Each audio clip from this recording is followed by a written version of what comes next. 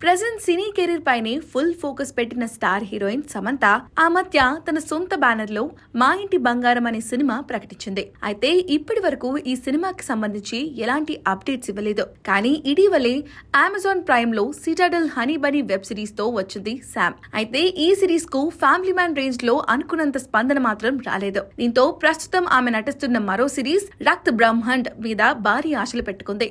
దర్శకుడు రహీ అనిల్ బర్వే తెరకెక్కిస్తున్న ఈ సిరీస్ లో ఆదిత్య రాయ్ కపూర్, వామికా కప్పి, అలీ ఫజల్ తదితరులు ముఖ్య పాత్రలుగా నటిస్తున్నారు. కాగా ఈ సిరీస్ పై నెట్ఫ్లిక్స్ కని విని ఎరుగని బడ్జెట్ ఖర్చు పెడుతుందట.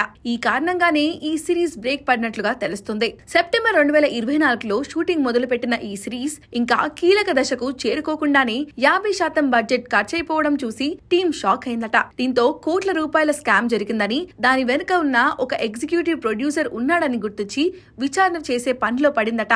నెట్ఫ్లిక్స్ DTR సంయుక్త నిర్మాణంలో రూపొందుతున్న ఈ హారర్ ఫ్యాంటసీ ఇప్పటిదాకా కేవలం 26 రోజులు మాత్రమే చిత్రీకరణ చేశారట.